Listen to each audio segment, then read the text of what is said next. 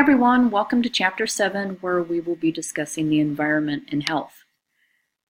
The importance of environmental health is huge when we consider that environmental risk factors can account for up to 33% of the global burden of disease.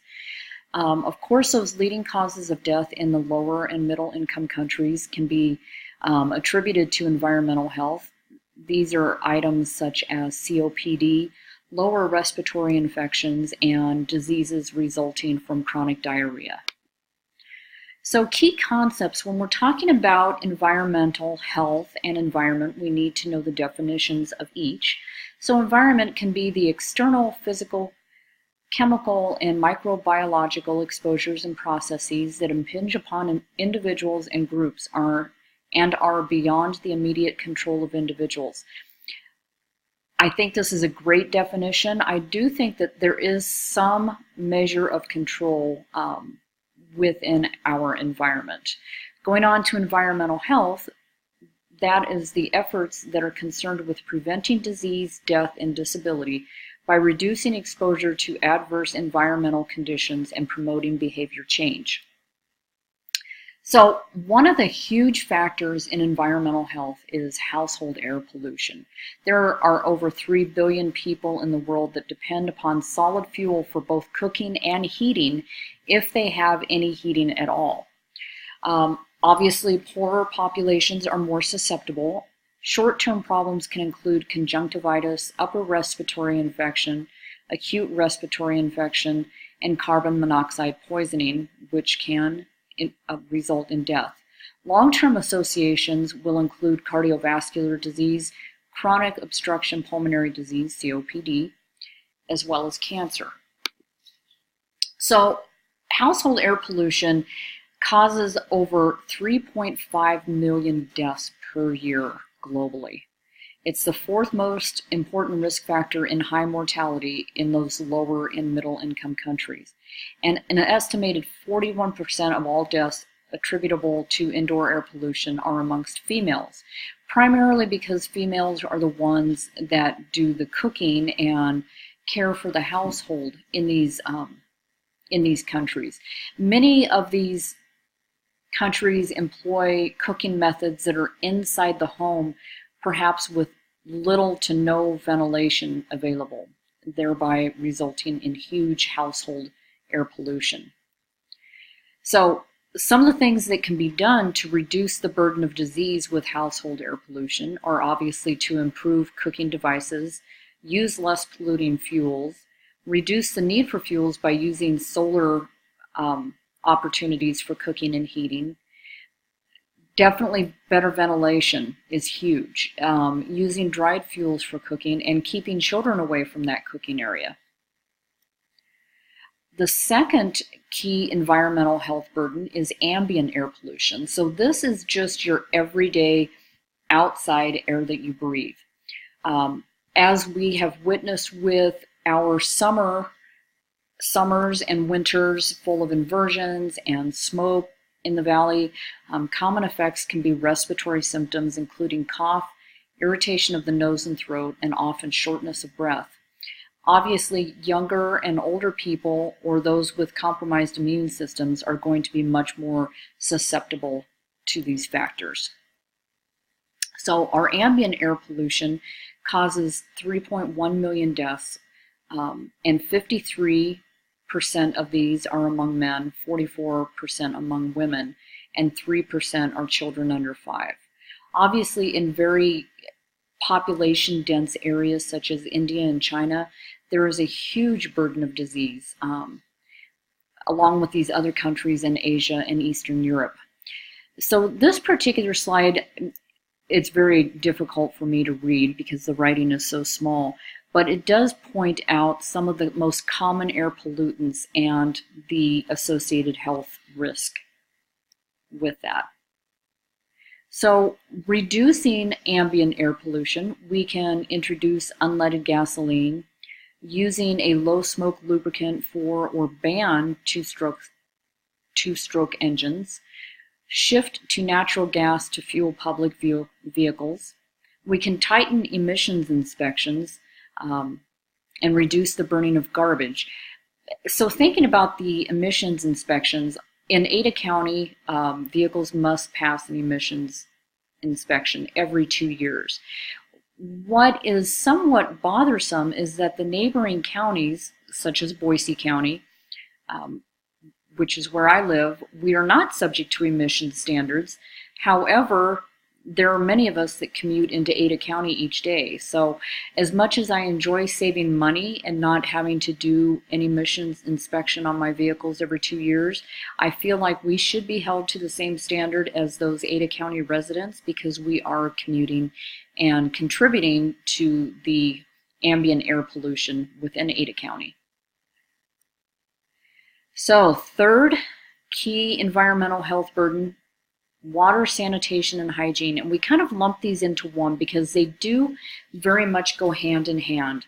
So sanitation and hygiene is the failure to properly dispose of human waste and is associated with increase in transmission of pathogens through the oral fecal route, spread of parasitic worms, and trachoma.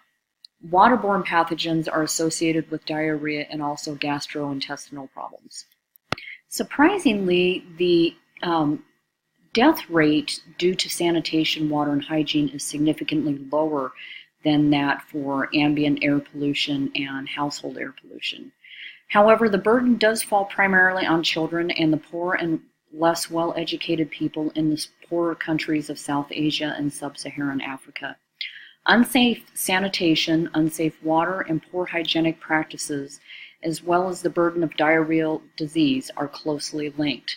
And as we've talked about some of the flooding and catastrophic natural disasters that have been occurring lately, this is a key factor. Sanitation is going to be severely lacking. We know that water systems and water supplies are going to be compromised, and it may not be possible to practice good hygiene due to lack of water.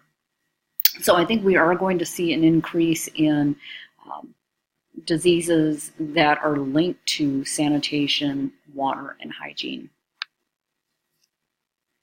So the way to reduce the burden of disease, it sounds very simple. It is much easier said than done. So simple methods of sanitation and fecal disposal that are low cost and relatively effective. Sometimes there is just simply not an area in which you can employ such sanitation measures. Obviously, barriers can include this lack of space, as well as lack of knowledge, cost, construction, and local laws. There should be more government subsidies and regulations for installing latrines. This is something that I think we tend to overlook sometimes, in that not only sanitation should you be safe from pollutants and contamination, but I also think in some of these areas like Sub-Saharan Africa, there's definitely wildlife to take into consideration. So sanitation can be very, very compromised in environments like that. So improving water supplies, obviously when you have a connection so that you have indoor water, it is going to be very beneficial. There are some other opportunities here for improving water sources. Rainwater collection, I think, is great in theory, as long as you can eliminate that possibility of standing water and the associated mosquito risk that goes with it. And it should be noted that investments in water alone do not have the greatest impact on reductions in those diseases associated with diarrhea. We need to invest in hygiene as well. Hygiene investments are critical to realizing water and sanitation benefits. Hence the reason they kind of lump these together, because they do go so hand in hand, these three key factors. Again, this particular slide is talking about how we could, the potential for reducing disease when we are able to employ an excellent water supply. So we're looking at reductions anywhere from 40% to 80% on certain conditions just by having opportunity for clean and safe water. So hygiene, if we are able to promote hygiene, we could actually have a result of up to 33% reduction in morbidity as related to diarrhea. Focus should be on simple messages about hand washing and enabling hand washing. How many of us have gone into a restaurant and seen the posted signs in the restrooms, employees must wash hands? You would be amazed at how difficult it can sometimes be to promote such a simple and common sense practice such as hand washing. And we do know that hand washing is associated with significant reductions in acute respiratory infections.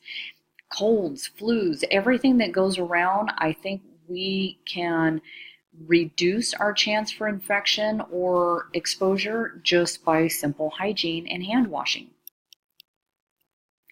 So integrating investment choices about water, sanitation, and hygiene. I love the way the text and the resources for our textbook for instructors kind of broke this down in what order they would prioritize these. So hygiene, I think by and far, they're really hitting the nail on the head. Hygiene is important for its own sake, and it really maximizes the effect of other investments. Sanitation, yes, we need to have government promotion of low-cost sanitation schemes, especially in those poorer countries or those densely populated countries in which there may not simply be room to utilize an ideal sanitation facility. And then water, development of low-cost water supplies and schemes is key to reducing the burden of disease. So, sorry there were so many slides this week. I was using the resources provided to instructors with our textbook, and normally their slideshows are about 30 slides long. I always try to chop it down to make it a little bit more manageable and really pick out the key points. There were a lot of key points this week, so I hope you have a great week. I really hope you enjoy the assignments this week and some of the additional readings for environmental health this week. And please let me know if you have any questions. I can be reached at Tina Freeman at cwidaho.cc, that is email, or if you would like to utilize the Ask My Instructor link on Blackboard, I would certainly love to answer your questions there as well. Have a great week, everyone.